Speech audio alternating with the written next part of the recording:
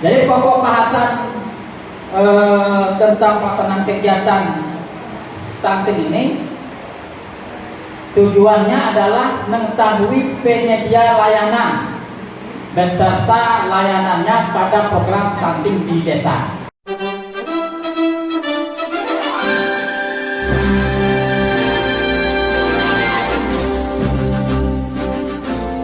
Kami sampaikan bahwa ini kan sudah 2 hari ya, kemarin ikut juga ya Timtek ya. Nah kemarin tentu sudah banyak menerima, mungkin bahkan sebelum ini ya sudah banyak menerima materi-materi yang berhubungan dengan stunting lah, secara umum stunting ya. Nah pada hari ini mungkin nanti kita akan coba praktek bagaimana menginput data-data, baik itu data perencanaan tentang stunting maupun nanti data pelaksanaan ya, di dalam aplikasi EHDW. Nah tapi sebelum kita masuk ke materi tentang penginputan itu, kita akan coba untuk menelaah kembali ya, atau memeriksa kembali kegiatan-kegiatan di desa apa saja yang kita lakukan untuk mencegah stunting itu ya. Nah ini jadi pelaksanaan kegiatan dalam rangka percepatan penurunan stunting di desa. Nah tentu nanti teman-teman yang ada di desa itu sudah tahu program yang ada di desa itu apa saja. Di desa kita masing-masing ya, bukan di desa kawan atau desa tetangga, tetapi di desa kita masing-masing. Apa kegiatan, program kegiatan yang ada di desa kita khusus untuk tahun 2024. Nah kalau seandainya belum tahu, tolong nanti di WA atau disampaikan minta ke staf desa program stunting tahun 2024 ya. Dari sekarang WA-nya jangan nanti saya minta nanti sibuk minta. Jadi sekarang WA-nya untuk program kegiatan apa saja yang menjadi program prioritas desa tahun 2024 untuk menurunkan angka stunting di desa. Nah baik, lanjut. Jadi pokok bahasan tentang pelaksanaan kegiatan stunting ini tujuannya adalah mengetahui penyedia layanan beserta layanannya pada program stunting di desa. Jadi layanan apa saja yang ada di desa itu, baik program kegiatan yang berupa isi kegiatan atau bimbingan teknis atau penyuluhan atau pemberian insentif ya kepada kader-kader kesehatan yang ada di desa. Nah, itu termasuk ke dalam layanan-layanan program stunting di desa. Berikut.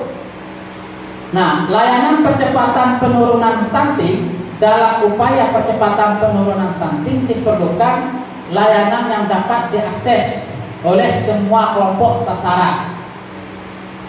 Jadi sasaran kita itu ada 4 ya, ada 4 sasaran kita. Yang pertama itu kelompok remaja putri, kelompok remaja putri. Nah terutama yang belum menikah, yang belum menikah, jadi dia masih remaja. Yang kedua calon pengantin. Ada calon pengantin di sini? Yang mungkin berapa hari lagi mau pengantin? Hah? Apa dia sudah pengantin galau ya? Sudah pengantin semua ya? Calon pengantin ya. Nah tentu kalau calon pengantin bukan berarti seminggu mau akan pengantin kita sibuk-sibuk lah mau memberikan program ya, bukan seperti itu. Sebelum dia jadi pengantin itu juga nggak apa-apa. Jauh-jauh bahkan setahun sebelum jadi pengantin, bukan ya? Boleh ya. Jangan seminggu, harus seminggu sebelum pengantin tak sempat lagi dan mau mendengar kita. Dia sibuk lagi mempersiap pengantinnya. Kemudian ibu hamil, ibu yang sedang nifas dan balita. Kemudian yang keempat adalah keluarga. Silakan. Ini masih ada kursi yang belum ini masih ada depan. Keluarga bersiko stunting. Nah ini 4 sasaran ya, 4 sasaran yang mesti kita lakukan di desa. Di desa. Nah tentunya teman-teman di desa 4 sasaran ini harus kita data. Nah bisa kita omongkan aja di atas meja ya. Teman-teman harus sudah memiliki data 4 sasaran ini. Ini masih kosong nih. Nah, ini Mbak, kosong depan. Ya.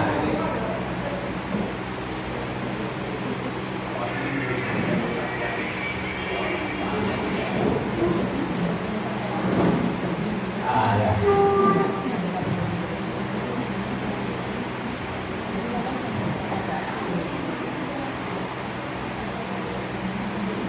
Jadi ada 4 sasaran. Nah 4 sasaran ini kita harus memiliki datanya. Misalkan kelompok remaja putri itu yang ada di desa kita itu berapa orang? Ya, berapa orang? Nanti kalau kita mau melakukan penyuluhan atau bimbingan teknis sudah ada orangnya. Ini kalau masih ngabal-ngabal bisa, ya. Jadi sasaran itu sudah punya data. Kalau misalkan belum punya data, pulang dari sini datakan data ya, remaja putri. Kemudian calon pengantin juga punya data, ya. Kira-kira yang mau pengantin itu kira-kira tahun 6 bulan atau 2 bulan lagi, siapa kira-kira di desa kita itu. Ibu hamil, nah ibu hamil apalagi ya, yang baru 2 bulan, 3 bulan, 4 bulan, 5 bulan, 9 bulan, itu kita data. Nah, kemudian kalau remaja putri sasarannya apa saja yang bisa kita lakukan? Yang pertama itu adalah berupa layanan kesehatan remaja putri. Jadi kita cek kesehatannya, ya. Apakah sehat atau belum? Ya. Kalau misalkan kurang sehat, berarti ada apa tindakan desa atau program desa untuk melakukan kegiatan supaya remaja putri yang bersangkutan itu, yang jadi sasaran itu bisa sehat, ya. Kemudian yang kedua, calon pengantin. Program yang bisa kita lakukan yang pertama layanan kesehatan, yang kedua bimbingan pranikah.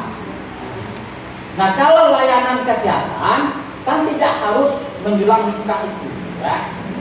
Tapi kalau misalkan yang bimbingan pranikah, boleh silakan. Itu sebelum dia menikah kita beri bimbingan. Nanya, bimbingan pranikah itu bukan hanya terhadap kesehatan, akan tetapi juga terhadap yang lain-lain, mentalnya, ya. Terutama kalau orang yang mau menikah itu mentalnya itu kurang. Kadang-kadang bisa saja pada saat dia menikah langsung down, ya. Karena mungkin saking banyak yang mau dipersiapkan, dia sendiri yang mempersiapkan sehingga pas hari hanya langsung down, gitu kan? Tersyukur dia. Kenapa? Semuanya diurus. Nah itu perlu kita lakukan bimbingan. Kemudian ibu hamil, nispas, balita, apa kegiatan yang bisa kita lakukan? Yang pertama yaitu pelayanan kesehatan ibu dan anak, atau yang kita sebut dengan ya. Kemudian penyuluhan gizi, ya, penyuluhan gizi maupun pemberian makan tambahan untuk gizi ya. Kemudian yang ketiga, kelas pengasuhan. Kalau pengasuhan ini bukan hanya terhadap orang tua, tetapi juga terhadap yang mengasuh. Kalau misalkan tidak diasuh langsung oleh orang tua, berarti yang mengasuhnya itu yang harus kita lakukan penyuluhan ya, atau masuk ke dalam kelas pengasuhan. Jadi bukan wajib harus ibunya ya. Kalau ibunya tidak mengasuh, berarti pengasuhnya. Kemudian yang sasaran yang keempat adalah sanitasi dan air bersih. Nah, kalau yang sasaran keluarga bersiko stunting ini sebenarnya itu hampir di seluruh desa. Depannya Pak, Mbak Armin bukan? Armin? Bukan. Oh.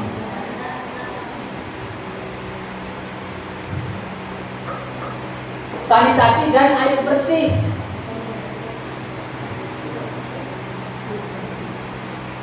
Kemarin kan sudah disampaikan, gitu kan?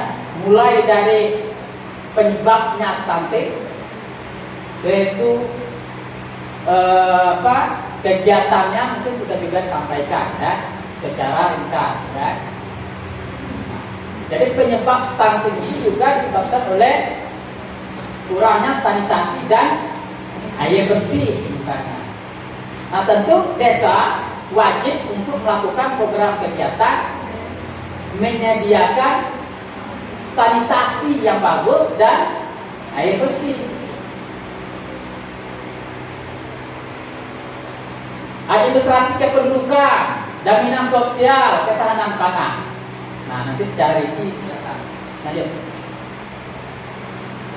Nah ini apa saja layanan kesehatan remaja putri? Misalkan yang pertama penyedia layanan ya, itu misalkan ada di posyandu remaja, puskesmas itu ya, puskesmas, postu sekolah, posyandu remaja. Posyandu khusus remaja itu kalau di desa mungkin agak sulit, susah ya. Gabung saja dengan posyandu yang ada. Jadi nanti, wah masih belum ada posyandu Pak.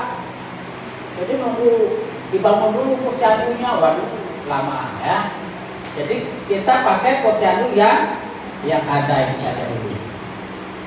Ini yang dari ada yang dari bidan, kader posyandu ada? Oh ini kader posyandu semua ya?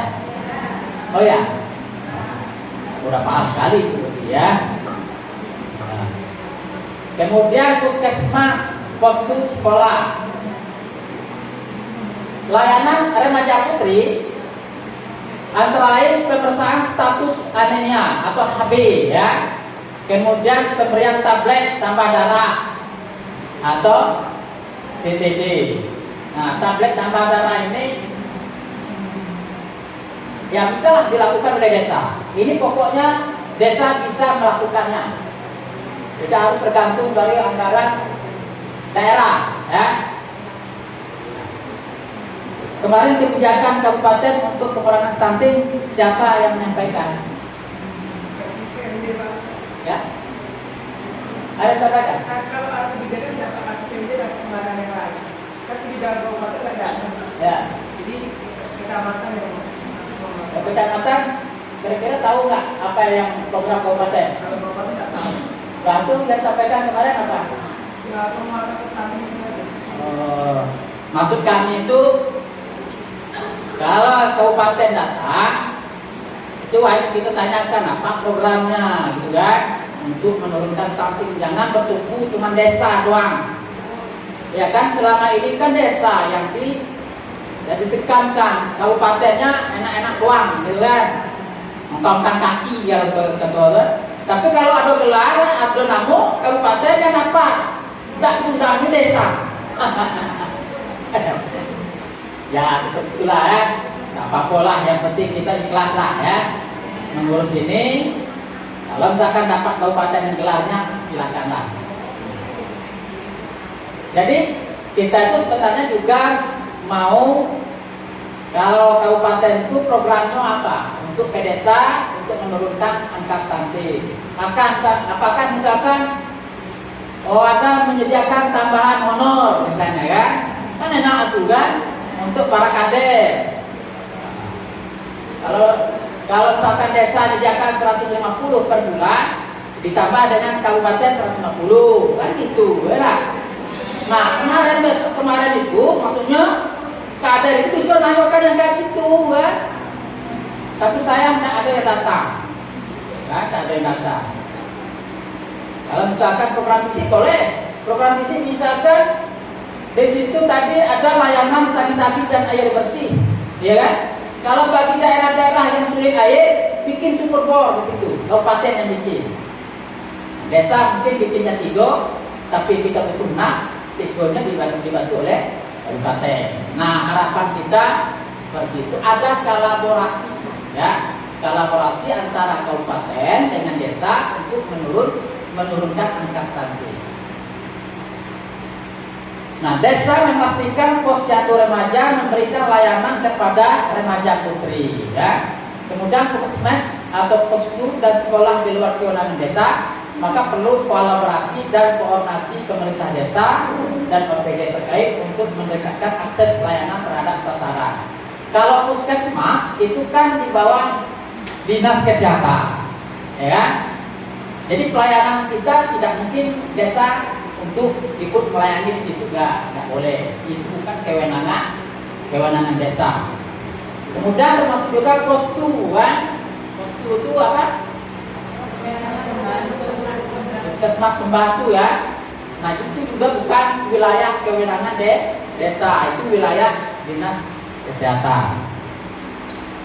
Sekolah juga di luar kewenangan desa, karena di situ ada kepala sekolahnya, dinas pendidikannya.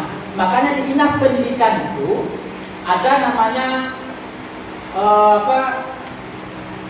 bidang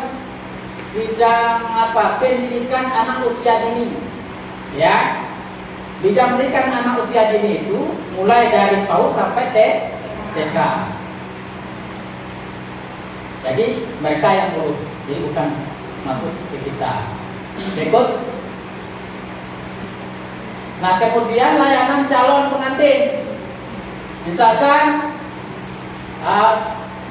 pemeriksaan kesehatan, bidang kesehatan, ya, tes kesehatan atau periksa darah, golongan darah, urin, gula darah, ya, IMS infeksi.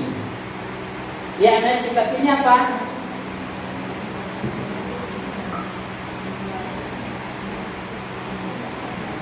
Halo? Halo, bantu saya. IMS infeksi apa? Halo? Betul sekali. Infeksi menular? Ya. Jadi deteksi hepatitis B, deteksi penyakit kelainan masa kehamilan, kemudian pemeriksaan gizi, ya, vaksin TT atau tetanus, ya, kesehatan reproduksi. Ini pemeriksaan kesehatan remaja putri. Kemudian kalau bimbingan pranikah, yaitu pemberian bekal pengetahuan, pemahaman, keterampilan dan penumbuhan kesadaran kepada remaja usia nikah tentang kehidupan rumah tangga dan keluarga.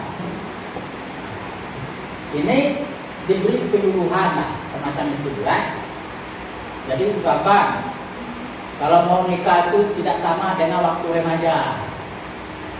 Kelakuan remaja yang bangun jam 8 tidak ada lagi, misalnya. Bangunnya pagi, ngurus suami, ya, misalnya masak pagi, ya. Kalau dulu remajanya bangunnya jam 9, misalnya, ya. Karena ada yang masak, ada mak yang masak, misalnya, ya. Tapi kalau sudah punya suami, besok berarti bangunnya pagi, subuh. Sudah subuh masak untuk suami. Karena kalau masak dari istri itu enak, ya, enak, bahagia rasanya. kalau bagi laki-laki ya, memakan masakan yang istri itu bahagia sekali rasanya. Kalau mau makan di luar tuh ya bisa-bisa aja, enteng gitu kan. Apalagi kalau ada duitnya banyak ya. Nah, cuman kalau merasakan masakan istri itu lebih bahagia. Ya. Apalagi kalau istri itu pintar masak ya. Walaupun istrinya itu belajar dari YouTube gitu kan, buka YouTube kan. Kalau kadang hangus sekali apa pola saking menyenangkan YouTube tadi ya. Apa? Itu tanda bahwa kita punya perhatian ya. Punya keinginan. Nah, tapi kalau nggak punya keinginan, mau makan-makan tidaklah. Berarti kan kurang ikhlas mencintai tadi ya, atau kurang ikhlas menjadi istri. Kemudian peserta bimbingan pranikah, remaja usia nikah dan calon pengantin. Jadi remaja usia nikah itu antara umur 17 ya, 19 di sini. Ya, 19 ke atas ya. Nah, kalau misalkan umur 30 tahun belum nikah ya masuklah dalam itu kan. Itu kita anggap masih remaja, ya kan? Karena belum menikah. Ya. Kemudian peserta akan mendapatkan sertifikat sebagai syarat kelengkapan catatan Ropina. Nah, kalau mungkin di beda daerah mungkin beda tempat ya, beda ini. Kalau di daerah tertentu memang ada syarat itu untuk mau nikah itu ada sertifikat sudah pernah ikut penyuluhan pranikah. Ya, di sini ada. Alhamdulillah, ada ya. Nah, jadi sebelum nikah itu mana surat atau sertifikat pernah ikut penyuluhan pranikah ya?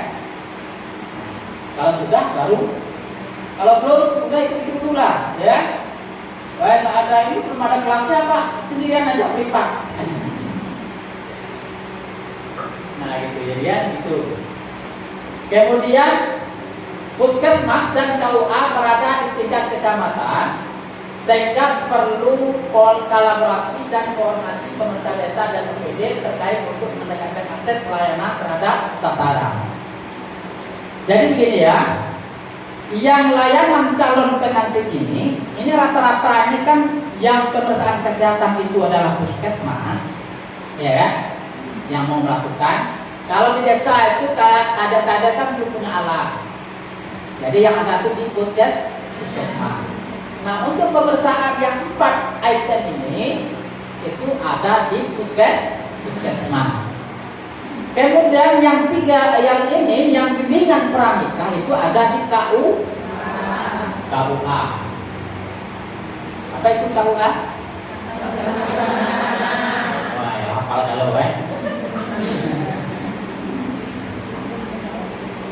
kantor urusan, bukan urusan aku, urusan agama. Kemudian kegiatan kesehatan ibu, anak ya, dan anak serta konseling gizi ya, gizi. Penyedia layanannya ada posyandu, polindes, poskesdes, puskesmas, posku. Nah, 4-5 mungkin di tugas kesehatan, dinas kesehatan ya. Tapi 1, 2, 3 itu dilakukan oleh desa. 1, 2, 3 ya, layanan 1, 2, 3. Posyandu, polindes, poskesdes.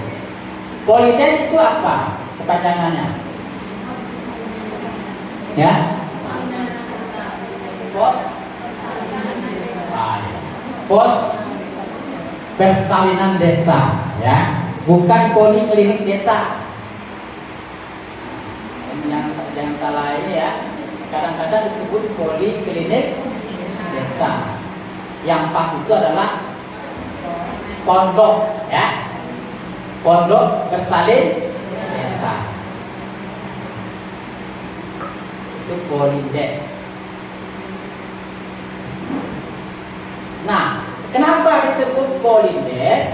Karena memang di polindes itu minimal ya, minimal itu ada 1 tempat ruang apotik lah ya, ruang alat. Yang kedua ada tempat untuk melahirkan atau persalinan, ruang persalinan. Yang ketiga ada ruang tempat penginapan, satu ruang, boleh dua apa? Dua tempat tidur atau tiga tempat tidur boleh ya. Kemudian di sampingnya ada tempat dokter atau bidan, rumah dinasnya. Itu boleh kita sebut Polides. Jadi kalau sebesar ini cukuplah ya. Ini ukuran berapa nih? 1, 2. Ini sekitar 12 ya. 12 kali 8. Nah, cukup. Jadi yang satu petak nih khusus untuk tempat tinggalnya bidan atau dokternya. Kemudian sisanya ini untuk ruang-ruang nanti disekat-sekat ya. Ada ruang persalinan, ruang obat, kemudian ruang penginapan. Ya. Di Polides itu hanya untuk yang melahirkan secara normal. Kalau yang bukan normal jangan di situ. Kita sanggup nanti nanganinya ya. Jadi yang berkira normal di situ. Kemudian sasaran tadi ibu hamil dan nifas ini kegiatannya pengukuran berat badan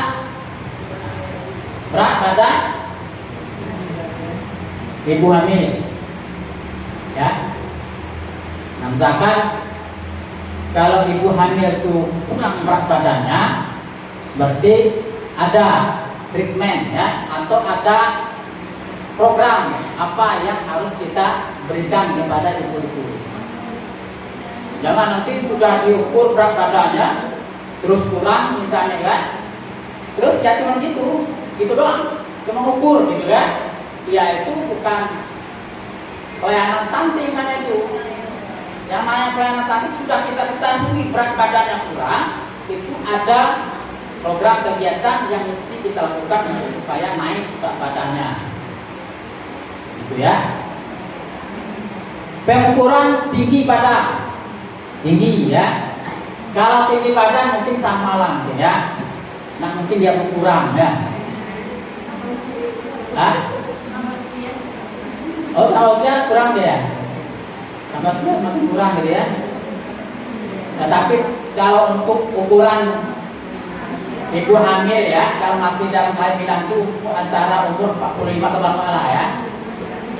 Itu saya kira mungkin tinggi badan tidak berkurang lah ya. Kalau berkurang itu aneh juga itu pengecualian ya, pengecualian perlu kita teliti lebih lanjut ya. Kenapa kok bisa dia berkurang ya? Apakah karena dia semakin lama semakin membungkuk? Misalnya kan bisa saja ya.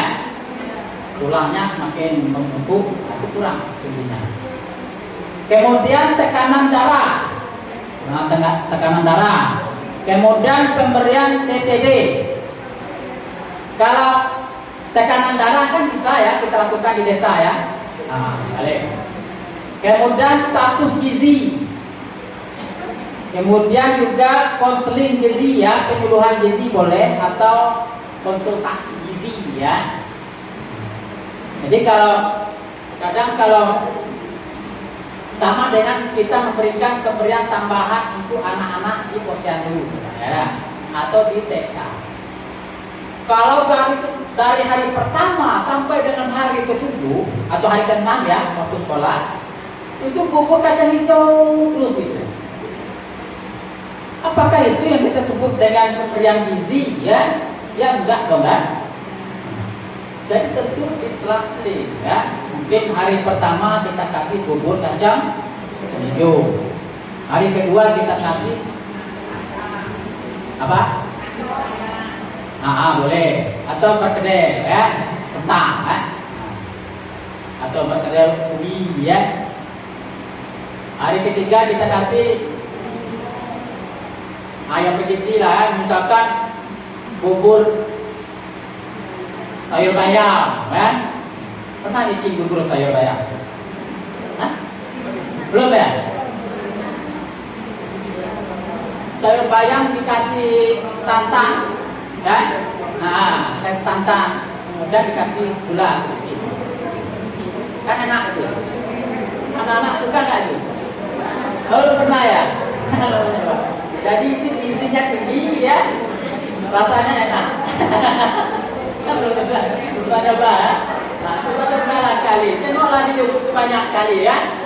Ya, misalkan krom dibakar, kemudian kasih cabai di atasnya, dibuka, dibakar ya, kemudian buka, dikasih cabai. Enak itu. Pernah nyoba yang kayak gitu ya? Oh belum ya? Dicoba ya. Kemudian kelas ibu hamil ya. Kelas ibu hamil ini macam-macam, ada yang olahraga ya. Kemudian juga sekalian dengan penyuluhan di situ ya. Kelas ibu hamil itu. Jadi apa yang mesti dilakukan ya? Setiap hari rutinitas setiap hari itu apa ya, supaya dia tidak stres. Kalau ibu hamil itu stres, itu berakibat kepada bayi yang ada di dalam. Bisa-bisa stunting karena ibunya stres. Akibat stres tadi makannya kurang ya. Makanya kalau ibu hamil itu suaminya itu harus betul-betul menyayangi ibu. Mensayangi ya. Jadi dilus-lus ya. Iya. Jangan betul-betul perintah masak, gitu kan? Enggak gitu, disayangi itulah ya. Supaya anak yang dilahirkan itu betul bagus kan, keluar melahirkan dengan normal ya, baik, berat badannya pas ya, tidak kurang dan tidak lebih ya, sehat. Ini kalau misalkan lagi hamil ya, banyak sekali masalahnya ya. Apalagi kalau ada ibunya itu yang minta yang macam-macam ya, minta ini minta itu ya, tidak dilayani oleh suami ya. Tapi kalau misalkan minta dicium terus sama ibu suaminya kan enak. Kalau minta kayak itu ya, pagi minta dicium terus gitu ya, cium ya. Tapi kalau minta aduk yang susah kan. Kemudian pelayanan kepada ibu yang nifas ya. Ibu yang nifas itu seperti konseling atau konsultasi lah ya. Inisiasi menyusui dini ya. Inisiasi. Ibu dari mana bu? Bidan bukan ya? Bukan. Posyandu bukan? Ada posyandu siapa? Mbak. Inisiasi menyusui itu seperti apa? Gimana caranya?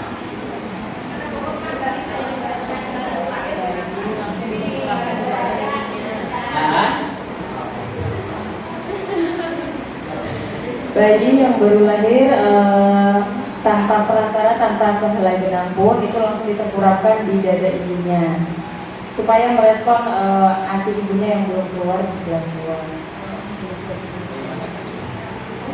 Terima kasih, benar sekali ya. Jadi inisiasi bayi itu menempelkan bayi ke dada ibunya. Tapi jangan mulutnya sampai ke perut kita sini kan. Itu bukan inisiasi namanya kan.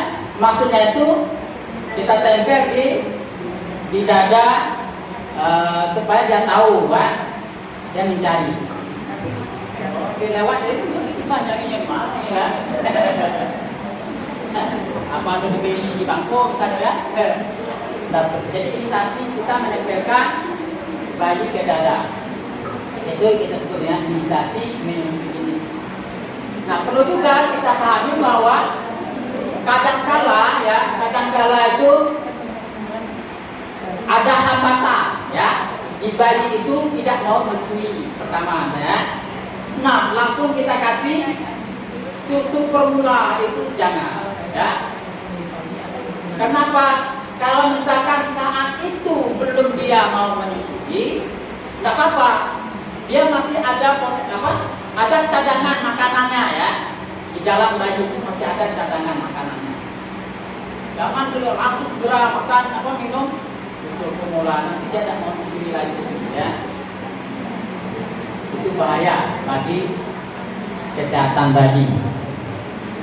Nah itu yang dari kesehatan pasti benar betul paham betul ya yang seperti itu. Kemudian ASI eksklusif dan gizi ya. ASI eksklusif itu berapa bulan, berapa tahun? 6 bulan. Ya? Oh 6 bulan. 6 bulan itu wajib ya. Bisa 2 tahun nggak apa-apa ya. Atau setahun ya. Kalau 2 tahun nggak mungkin ya.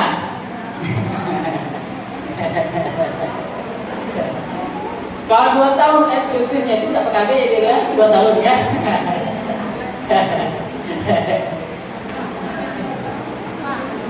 Jadi KB alami selama 2 tahun karena memberikan ASI eksklusif kan. Jadi ASI eksklusif itu berdampingan dengan KB ya, KB alami. Dampingan. Kalau kita memang betul-betul memberikan eksklusif, itu artinya kita bisa tidak ber-KB ya. Tapi kapan kita selingi dengan formula, sudah jebol terang ya. Nah, begitu ya. Ini yang ibu hamil dan nifas. Kemudian anak balita ya. Anak balita program apa saja yang bisa kita lakukan, yaitu penimbangan berat badan. Nah, penimbangan berat badan. Kemudian pengukuran tinggi badan. Nah, tanda-tanda dia stunting itu apa? Kalau anak-anaknya, ya.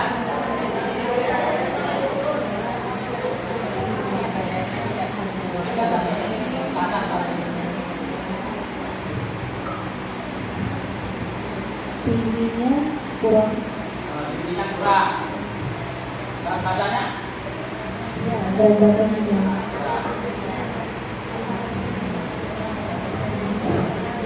Ya, tinggi badannya kurang kan?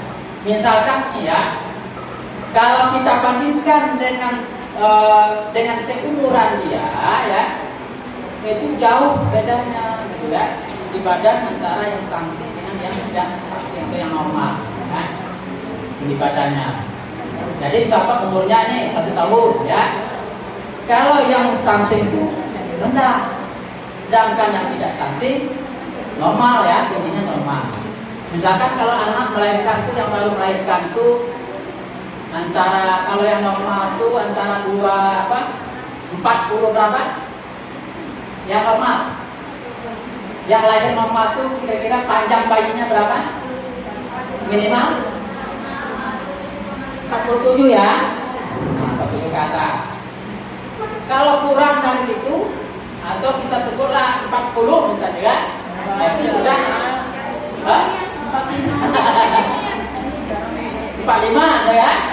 Nah, itu sudah nampak tuh. Berarti ini sudah ada tanda-tanda cinta ya, tanda stunting. Anak begitu pula nanti kalau sudah melahirkan ya, kita ikuti pertumbuhannya gitu kan. Nah, di situ kalau pertumbuhannya selalu kita ukur. Biasanya kalau bayi itu kita ukur berapa kali? Sebulan sekali ya. Nah, sebulan sekali itu kita ukur. Kalau nggak ada pertambahannya, berarti itu ada kelainan ya. Apakah gizi yang kurang? Apakah asupan gizi yang kurang kita butuhkan? Nah, ini yang perlu kita lakukan oleh desa. Ya, program desa itu apa? Supaya bayi yang seperti ini tidak terhambat pertumbuhannya. Kemudian penyuluhan dan konseling ya. Penyuluhan ini terhadap ibunya ya, terhadap orang tua lah secara keseluruhan ya. Pemeriksaan kesehatan, imunisasi, deteksi tumbuh kembang anak. Nah, jadi ini program yang bisa kita lakukan untuk anak balita. Sudah berikut. Sampai jam berapa kita ini?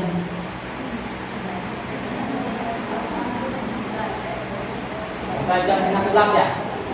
Sekarang jam berapa? jam lagi ya.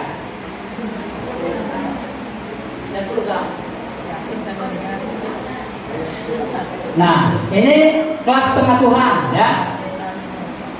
Terdapat 3 jenis kelas pengasuhan yang ada di masyarakat. Yang pertama, kelas bina keluarga balita. Yang kedua, kelas pengasuhan di posyandu. Yang ketiga, pendidikan anak usia dini atau PAUD. Ya. Pengelolaan. Sasaran untuk yang PKB ini itu adalah bumil ya, orang tua dari balita, ibu hamil ya, kemudian atau orang tua balita, itu yang menjadi sasaran dari bina keluarga balita. Kemudian di posyandu siapa sasarannya itu adalah orang tua, kemudian pengasuh balita, bisa orang tua, bisa pengasuh balita, ibu hamil ya, kemudian pus ya. Pus itu apa? Pus itu pasangan usia subur. Pasangan usia subur ya. Kemudian di PAUD sasarannya itu adalah orang tua pengasuh dari anak PAUD atau guru PAUD ya. Guru PAUD lah. Biasanya kita tuh guru PAUD ya, bukan pengasuh PAUD ya. Nah, jadi itu yang menjadi sasarannya. Kemudian apa kegiatannya? Kegiatannya untuk yang di BKB itu mengelompokkan orang tua sesuai umur balita. Nah, penanggung jawab OPDKB, jadi dinas KB yang bisa melakukan di BKB ini ya. Kemudian waktu dan tempat 1 sampai 2 kali dalam sebulan. Tempatnya yang mudah diakses. Jadi tempatnya di desa lah yang paling bagus itu ya. Jangan ibu atau orang tua atau ibu hamilnya pergi ke dinas, apalagi yang hamil besar kan. Kalau ada yang seperti itu, pecat ke kepala dinasnya ya. Bapak-bapaknya gimana ya? Orang hamil besar disuruh naik tanggung dulu di dinas kabupaten ya. Jadi orang dinasnya yang ke desa, kita undang ke desa. Pelaksana bisa kader KB dengan bimbingan PLKB. Nah, jadi pelaksananya bisa kader KB yang ada di desa.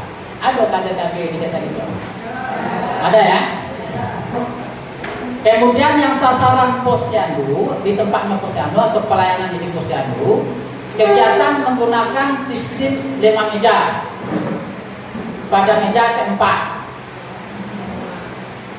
Meja keempat yang nunggu posyandu itu apa tuh? Meja keempat? Penyuluh. Ya. Jadi di meja keempat pula itu melakukan treatment kepada ibu-ibu. Di meja keempat. Nah, yang bertugas di meja 4 itu memang betul-betul orang yang bisa ngomong, ya. Jangan perlu ditempatkan di situ yang kawan-kawan yang mungkin kurang bisa ngomong lah, maaf ya. Walaupun ngomong dia agak terbata-bata ya. Apa video sasaran. Mohon dulu ya. Maksudnya itu yang agak lancar ya, ditempatkan di meja 4 itu. Nah, itu teman-teman nanti di desa itu cek juga kawan-kawan yang ngurus posyandu itu, kira-kira yang di meja 4 itu sudah betul atau belum?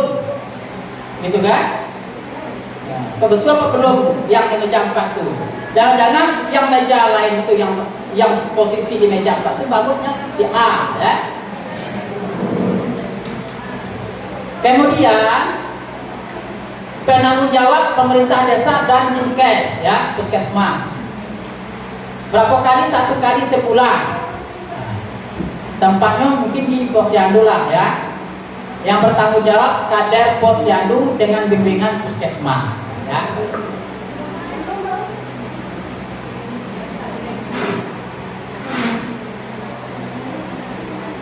Ini sebenarnya kegiatan yang seperti ini sudah rutinitas lah kalau kader posyandu kan.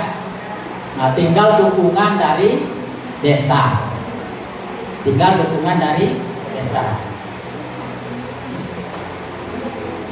Kalau dukungan dari desa itu tidak ada, walaupun kader posyandu atau kader KPN mau berkuat-kuat gitu kan, ada di Solo kan. Makanya pada saat mau melakukan perencanaan di desa itu, kader posyandu dan kader KPN itu harus hadir, ya, harus hadir. Jangan tidak hadir. Waktu hadir itulah kita akan mengeluarkan apa program kegiatan yang di bidang kesehatan yang penurunan stunting ini. Tidak pernah hadir waktu acara musyawarah, jadi agak susah nanti desa itu atau kades itu untuk menyerap aspirasi dari kader-kader posyandu atau kader pemberdayaan masyarakat manusia ini, apa yang menjadi program kegiatan prioritas untuk menurunkan angka stunting.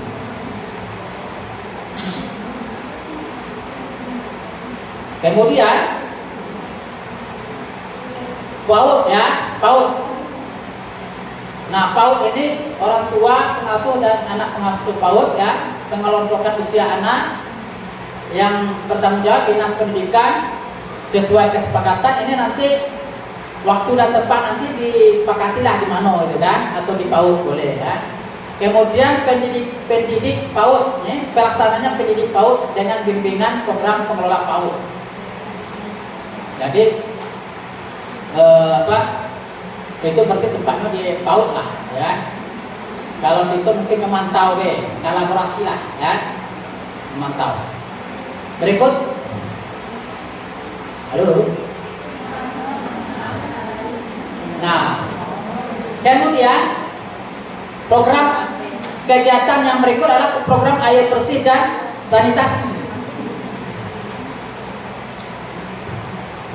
Nah, ini kan apa istilahnya itu penyebab resiko stunting lah ya, resiko stunting. Yang sifatnya itu lebih banyak pada bagaimana mencegahnya, ya, mencegah. Nah, jadi kalau kita lihat, justru yang penyebab terbesar resiko stunting itu adalah air bersih dan sanitasi. Air bersih dan sanitasi. Nah, satu, dapat diakses ke pemerintah desa untuk menyelenggarakan air bersih dan sanitasi berdasarkan Permendes nomor 8 tahun 2022.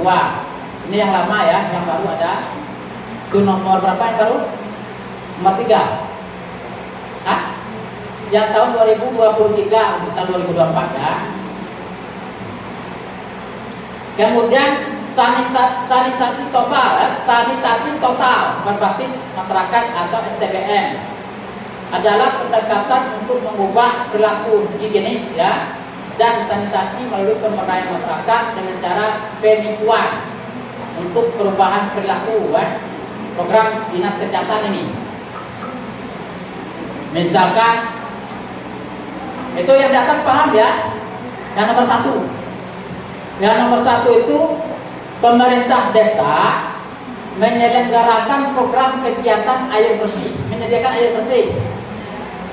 Gimana caranya? Misalkan dengan sumur bor boleh, atau kalau sumur bor ada tetapi belum distribusi kepada masyarakat, bikin pipanya boleh. Jadi mungkin kalau towernya itu sudah dibikin pemsimas ya, tetapi belum distribusi ke masyarakat. Nah, tugas desa bikin pipa untuk distribusi ke seluruh masyarakat. Nah, itu caranya untuk bagaimana penyediaan air bersih ini untuk semua, bukan untuk orang kaya doang. Ya. Kalau misalkan air bersih disediakan oleh desa, paling kan sumbangan per desa per bulan paling 30.000 ya. 20.000. Arti semua level masyarakat masih bisa bayar. Kemudian yang kedua, sanitasi total berbasis masyarakat STBM ya, yaitu mengubah perilaku higienis. Mengubah perilaku ini susah, ya lah. Itu Pak berdiri. Berdiri semuanya berdiri. Jadi ya,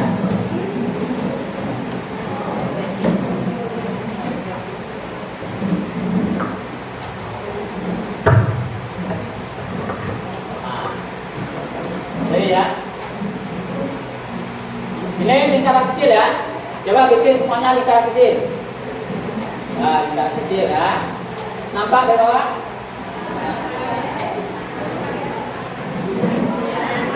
Ini lingkaran kecil ya.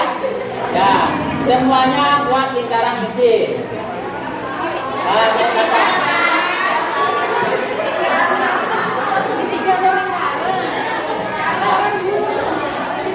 Kalau lingkaran besar itu seperti ini. Ya, paham ya? Lingkaran kecil. Nah, bikin cepat. Siapa yang nggak bikin atau telat atau salah depan ya. Lingkaran kecil, lingkaran besar, lingkaran besar. Ini saya balik ya. Kalau saya balik, saya bilang lingkaran besar. Misalkan yang pertama tulisannya normal. Lingkaran besar, besar, kecil, kecil ya. Kalau saya bilang dibalik, lingkaran kecil, berarti Anda bikin lingkaran besar. Nah ya. Lingkaran kecil, normal ya. Tunggu saya sebut dibalik baru ya. Lingkaran kecil, kecil, besar, besar, dibalik besar, besar. Oke, sampai di situ. Terima kasih.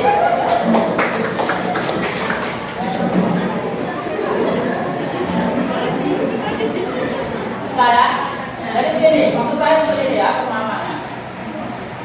Itu artinya kita ingin merubah perilaku, ya, atau merubah kebiasaan di masyarakat. Itu tidak gampang, nah, ya, itu waktu yang relatif lama.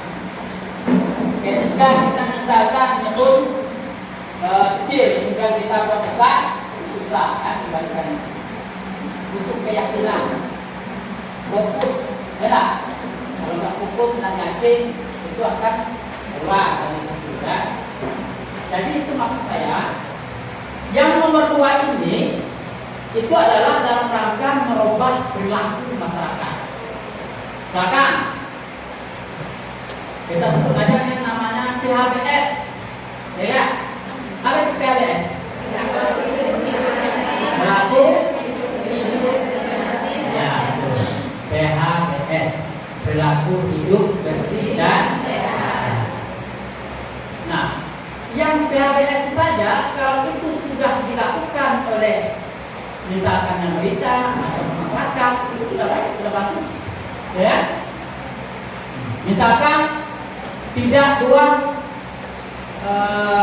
hajat di tempat sembarangan, ya. Tidak buang hajat di sembarangan. Kenapa? Kalau buang sembarangan tidak tertutup, tidak kena air, datang agen, ya enggak? Agennya ganas, agen. Siapa agennya? Nyamuk, ya, atau lalat, ya, agen. Tinggal dia di situ, agen ini, tinggal lagi dia ke makanan kita. Kita nggak lihat langsung makan, padahal agen tadi sudah menitipkan virus-virus penyakit di dalam itu. Itu agen ya. Manusia bisa jadi agen? Hah? Bisa enggak? Yang tegas dong. Bisa? Bisa. Manusia juga bisa jadi agen. Megang yang macam-macam ya. Bukan megang suaminya enggak. Megang macam-macam itu maksudnya megang yang kotor ya.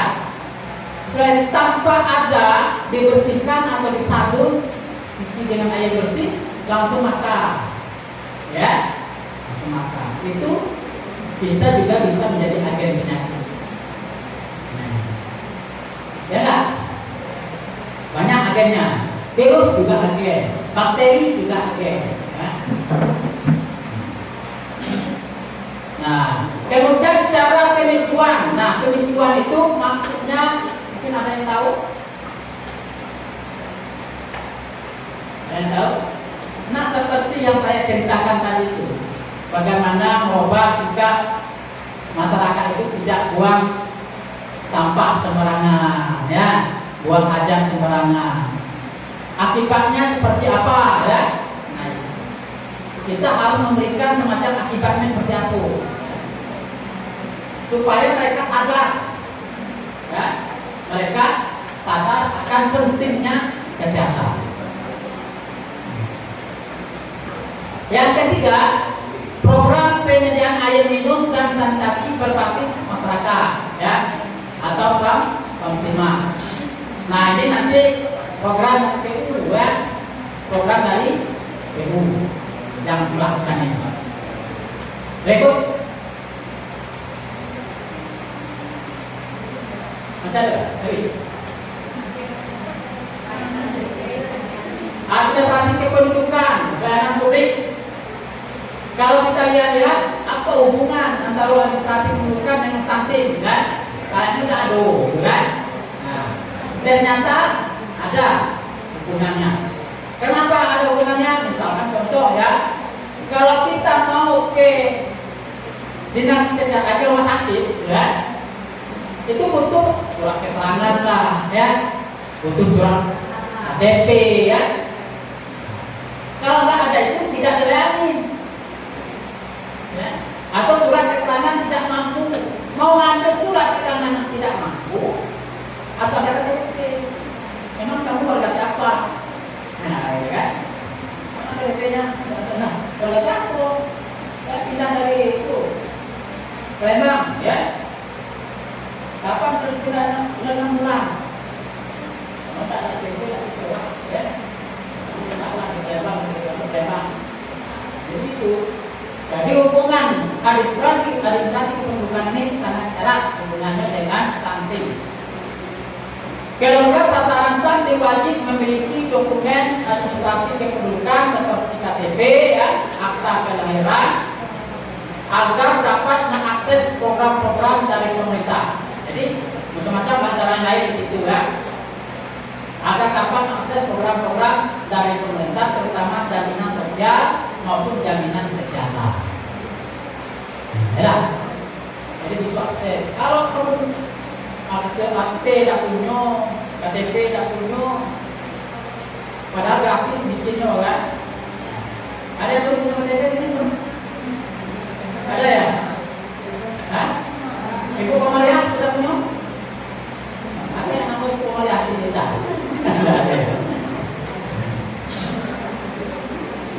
Desa memastikan warganya memiliki dokumen administrasi kependudukan. Nah, tadi kan masing-masing kita memastikan diri kita. Kadang-kadang ada juga warga itu tuh malu, kan? Gak punya KTP, gak punya apa-apa, tapi malu ngurus. Pertama malu, kedua tidak tahu urus, kan? Nah, akhirnya timbul nomor 2. Desa memastikan kalau ada warga kita yang tak punya atau belum mengurus KTP, urus oleh desa. Jadi desa yang disebut bola, ya. Itu didata, ibu jangan tidak didata, ya. Nanti di lapangan kita data yang tidak memiliki KTP itu kita data, akta kelahiran, betul. Diinput di dalam aplikasi nanti.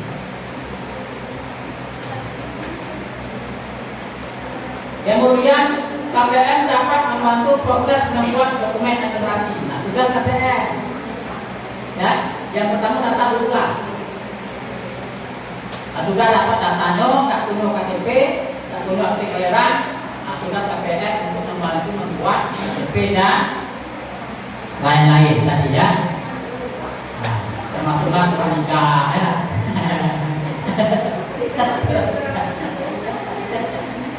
Ya, boleh ngomongkan surat, ya.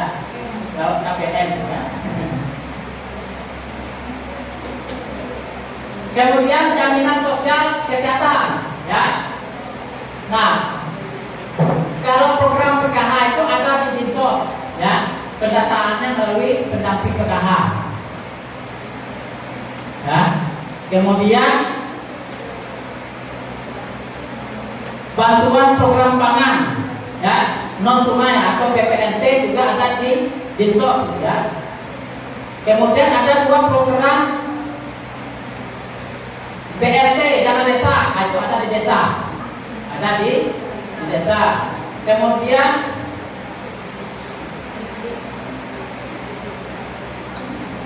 itu KPN itu bukan kader pemberdayaan manusia, ya.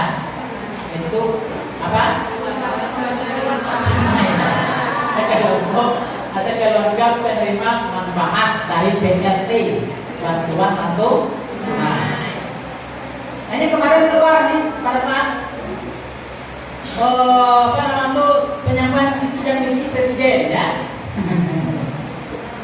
Ada yang ada itu apa namanya TPID, ya. TPID. Karena jelas TPID kita ada TPID, ya. Apapun, ya. Yang ketiga, penerima bantuan iuran jaminan kesehatan adalah peserta jaminan kesehatan bagi fakir miskin. Nah, ini ada di BPJS Kesehatan programnya, ya. Jadi itu sebenarnya pemerintah pusat, ya, yang ada program melalui BPJS Kesehatan. Jadi ada yang menerima KIS namanya, KIS, ya, KIS untuk orang miskin. Tahu KIS, Bu? KIS. Ini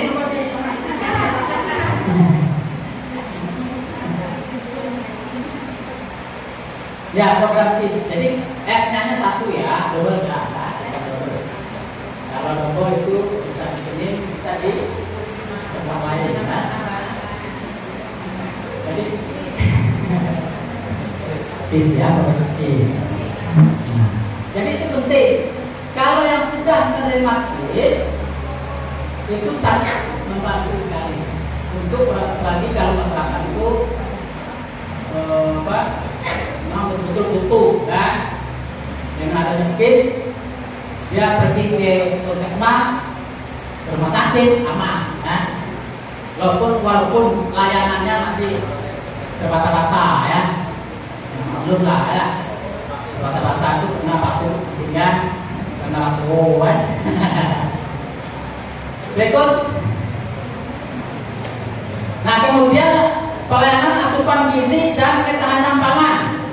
Nah, untuk mendukung asupan gizi pada kelompok sasaran dapat diberikan dengan menguatkan ketahanan pangan atau pemberian makanan tambahan, ya. Ketahanan pangan apa contohnya? Misalkan kegiatan ketersediaan pangan, ya.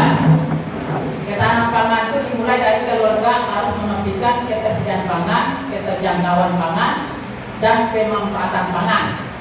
Pemanfaatan pekarangan dengan kolam, kandang kebun, melestarikan tanaman pangan lokal, mengembangkan kegiatan ekonomi produktif keluarga, meningkatkan stok pangan keluarga. Nah, ini contoh kegiatannya, ya. Ketahanan pangan. Misalkan contoh, ya, ibu-ibu itu di pekarangan rumahnya itu kita galakkan. Tahu tak kita galakkan? Nah, galak itu kata orang Jepang itu lain, ya. Dan galak yang itu kita galakkan, kita laksanakan program tanam cabai misalnya, ya. Tanam terong.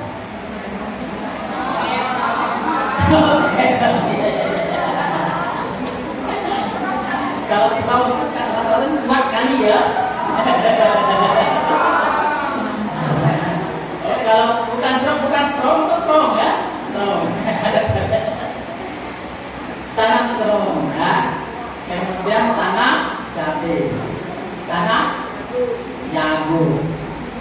Pekarangan yang ketiga, minta bibit sama Pemdes, pemerintah desa, ya dah.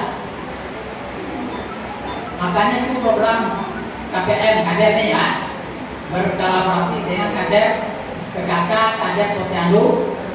Itu bikin program seluruh masyarakat yang ada desa di setiap rumah harus tunjuk terong, ya. Punya terong, ya, punya cabai. cabai. Ya kalau misalkan lahannya itu nggak hitam lagi atau masih kuning, pakai polybag, ya. Tapi kalau misalkan bisa di atas tanah langsung, ya di atas tanah. Tanam ubi, ya, ubi rambak, ubi kayu bolehlah, ya. Jangan sampai kosong, ya. Kalau kosong nanti pikirannya kemana-mana, ya. Ya, Pak. Mikir yang ada, ya. Nah, kemudian PNT pemberian makanan tambahan atau boleh ternak, tadi ya ternak, kolam, ya. Kalau misalkan kalau di lapangan tuh bikin gali tanah itu agak sulit, bikin terpal, ya, yang gampang. Minta duit sama kita, ya. Bikin program mau, ya. Pak, kami ini ada program tahun depan mau bikin kolam terpal. Kolam berapa 2 meter kali 2 meter, ya. Bapak bertanggung jawab untuk memberikan terpalnya dengan bibit. Nguluhnya juga kami, ya. Nah, kalau untuk nguluh tentang budidaya ikannya jangan sekolah, nanti kita katakan dari perikanan. Itu harus seperti itulah, ya.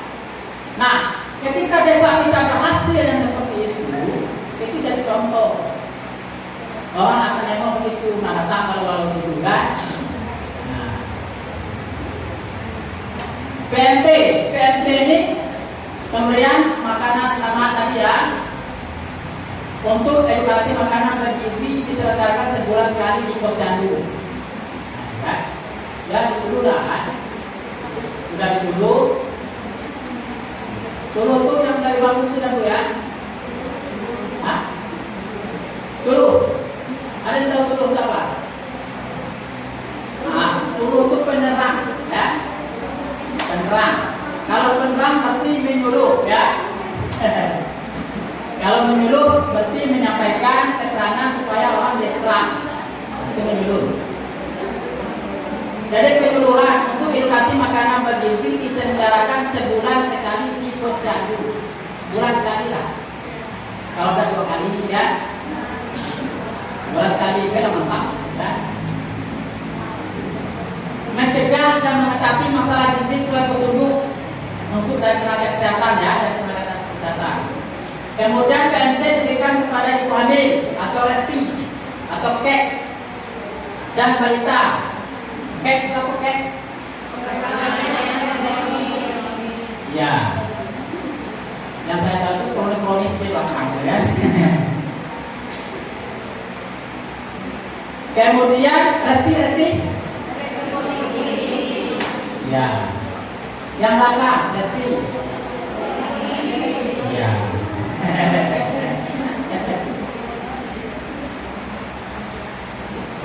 Nah, jadi PMT diberikan kepada ibu hamil resti atau kek dan balita dengan prinsip menu dan waktu pemberian diberikan sesuai petunjuk dari ahli gizi atau tenaga kesehatan puskesmas, ya. Diberikan di posyandu, kemudian atau fasilitas pelayanan kesehatan lain, ya. Kesehatan ibu balita atau kunjungan rumah oleh tenaga kesehatan, kader atau mitra. Disertai edukasi atau dapat berupa demo masak atau penyuluhan. Nah, ramuan, ya. Nah, sekarang teman-teman bikin program yang ada di desa untuk program stunting. Tadi kan sudah mendengar dari programnya APOE, ya. Nah, apa program di desa itu masing-masing itu yang ada di desa tulis. Walaupun jumlah anggarannya nggak ada apa-apa, ya. Sebut nama desanya di atas. Peserta saya disiapkan.